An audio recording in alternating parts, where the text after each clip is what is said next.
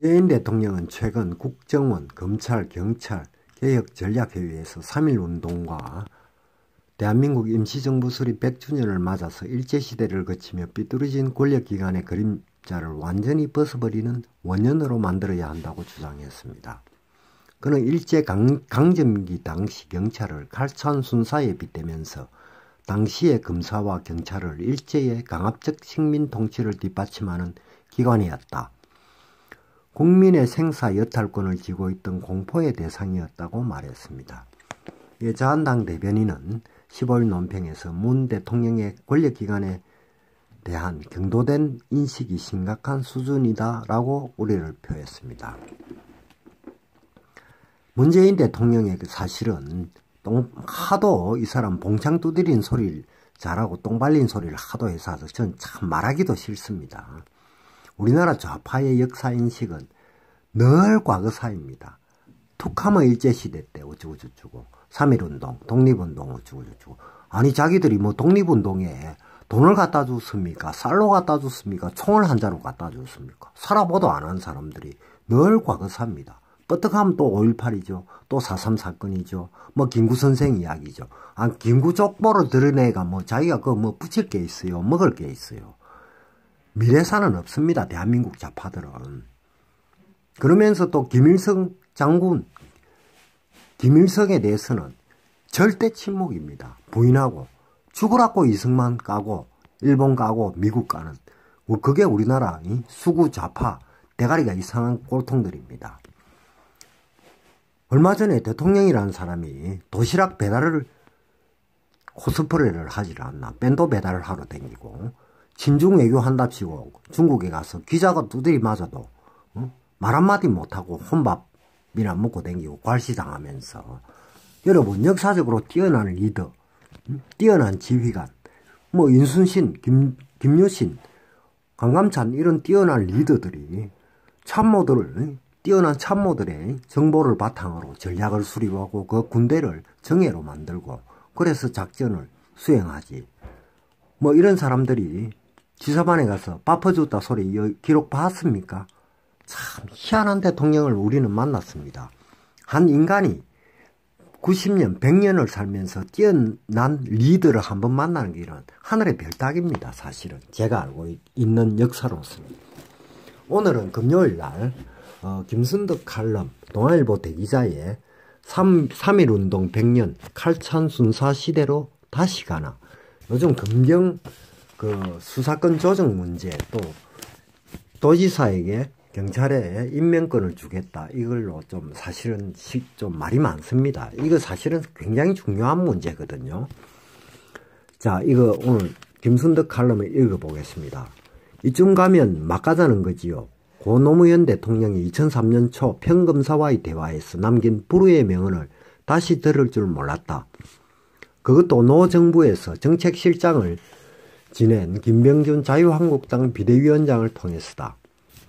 지난주 그는 5.18 망언 3인의 징계를 결정한 김영종 윤리위원장에 대해서 평검사 시절 현직 대통령 앞에서 대통령의 과거 잘못된 행위를 당당히 지적해 이쯤 가면 막 가자는 거지요. 라는 말을 들었던 분이라고 했다. 다시 들여다보니 그때도 문제는 검찰개혁이었다. 평검사들은 첫 검찰 간부 인사 직후 참여정부에 과연 검찰의 정치적 중립을 지켜줄 의지가 있는지 의심스럽다고 따졌다. 검찰의 중립성을 흔드는 것은 권력이라는 의미로 김영종 검사는 노 대통령도 당선 전 부산 동부지청장에게 청탁전화한 적이 있지요. 라고 폭로를 했다. 그러자 대통령이 막 가자는 거지요. 라고 노기를 보인 것이다. 당시 노 대통령은 검찰은 권력기관이기 때문에 문민 통제가 필요하다고 코드 인사를 강조했다. 이런 믿음은 문재인 정부에서도 이어지는 모습이다. 2017년 5월 28일까지 3세가 나온 문재인, 김인혜의 검찰을 생각한다는 검찰은 행정부인 이상 대통령의 철학과 정책을 수행해야 하고 이를 위한 방법은 인사권과 지휘권밖에 없다며 이는 정치적 중립과 관련이 없다고 못 박았다. 그때나 지금이나 인사 앞에 장사가 없는 법이다. 국정원, 선거 개입 댓글 수사 와중에 박근혜 정부에서 불명예 사퇴한 최동욱 전 검찰총장도 정권의 눈치를 보며 권력의 입맛에 맞는 수사를 하는 것은 인사권 때문이라고 한 인터뷰에서 말했다. 권력이 말을 잘 들으면 승진시키고 안 들으면 좌천시키는 인사로는 정치 검찰을 키울 수밖에 없다는 것이다. 최동욱 사퇴에 반발해 좌천됐다. 지금은 적폐 수사에 온몸을 던지고 있는 윤석열 서울중앙지검장이 차기 또는 차차기 검찰총장으로 주목받는 것만 봐도 안다.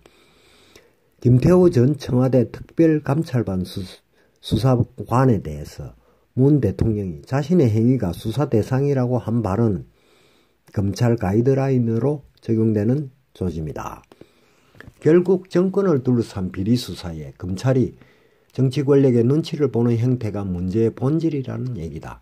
검찰개혁의 핵심은 권력으로부터의 검찰의 중립성을 어떻게 보장하느냐에 맞춰져야 옳다. 15일 국정원 경찰 개혁전략회의는 여기에 비추어 보면 턱없이 부족하다. 문 대통령은 올해 3.1 독립운동과 대한민국 임시정부 수립 100주년을 맞아서 삐뚤어진 권력기관의 그림자를 완전히 벗어버리는 원년이 되어야 한다고 했다. 이 말에 반대할 사람은 단 한 사람도 없다. 검찰에서는 친일잔재를 청산하겠다면서도 오히려 전횡을 부리는 것은 바로 현 정부 문재인 정부다라는 거친 평가가 나오고 있다. 권은희 바른미래당 의원실이 최근 공개한 경찰청 정보국 정보이익과 업무 보고를 보면 현 정부 1년간 청와대 요청으로 정보경찰들이 수행한 인사검증이 무려 4,312건이었다.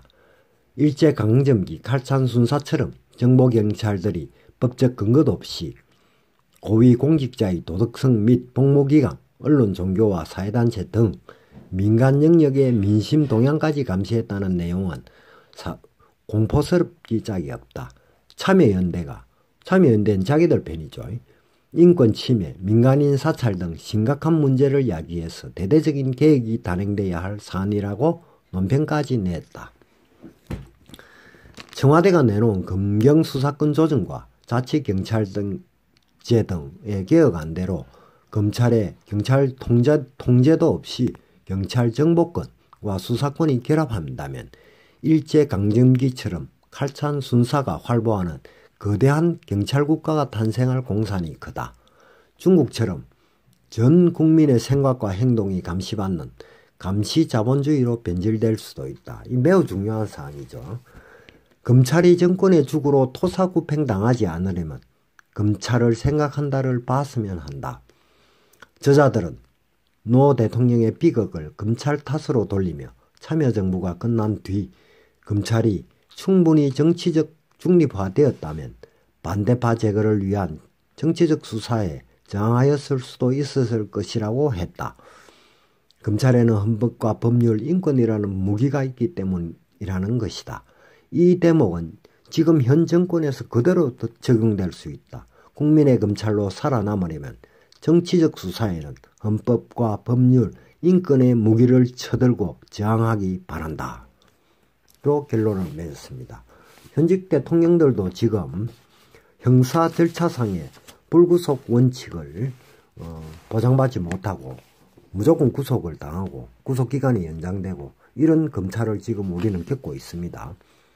지금 문재인 정권은 분명히 자유민주주의, 상권분립과 의회주의, 언론의 자유가 보장된 민주주의 체제가 나는 아니라고 보고 있습니다. 국민을 감시하고 통제하는 사회주의로의 변혁을 시도하고 있다는 것이 그 실체를 서서히 드러내고 있습니다. 국민 여러분, 우리 586부터 김서방, 이서방부터 또 우리 밑에 40대, 또 우리 밑에 30대, 20대 모두 정신을 차려야만 합니다. 감사합니다.